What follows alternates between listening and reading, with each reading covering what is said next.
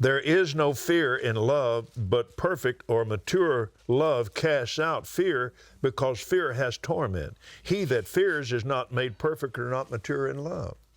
And I wrote in red, 4:18, he's loved all the fear out of me.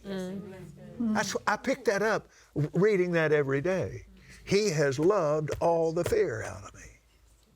And I've come to that place, I just don't have any fear. Well, and you'll like this.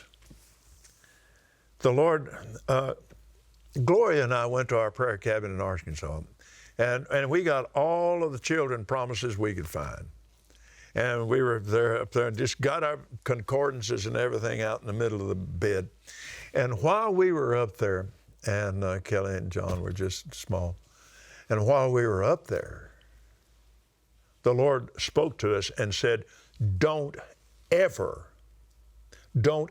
jump out from behind a wall and go boo and frighten them and think it's funny. It is not. He said, my enemy is fear, and the spirit of fear is the devil. So we never did do that.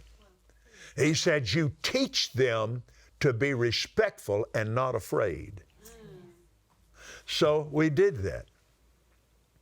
And I remember we were over at my dad's house, and this had just happened.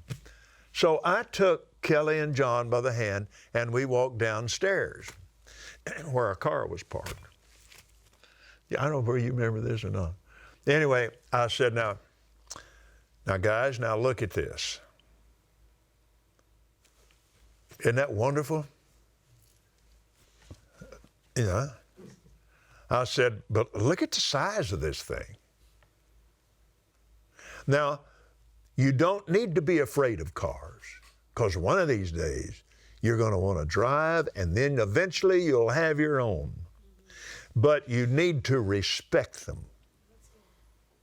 You don't say, sweetheart, now don't be playing out in the street. A car might run over you and kill you. No. So we just taught them in love. And we said, now, when you start to cross a street, you need to look both ways and be very, very careful before you walk across that street, because look at the size of that thing. It squash you like a bug. But cars are good. You don't need to be afraid of them, but you need to respect them. Well, I kept teaching like this, and John walked out. My dad's, there was a deck on top of their garage, and he walked out there on that deck. It was just about that same time. And there was a pigeon landed on the fence railing.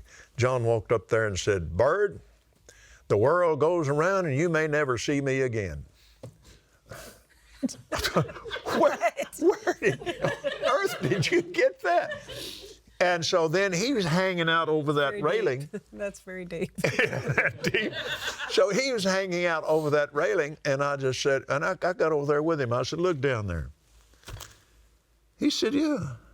I said, John, if you fall off that, it'd break your head open, wouldn't it? Yeah. I said, well, don't be hanging off there like that. Okay. No fear. Then later, when we had the Full Gospel Businessmen's Fellowship meeting in the Queen Mary, docked there in Long Beach. Huge, yep. And so, and as a speaker there, we had an upper suite, and they took us in there to show us the suite and all, and then they were bringing the luggage up. And Gloria and Kelly were looking all around, and I turned around. I thought, where's John? I turned around. That little rascal, the porthole was open, and he was about halfway out of it. So I walked up there and just hooked my finger in his belt loop and stuck my head out there. I said, what are you doing? He said, I'm just looking.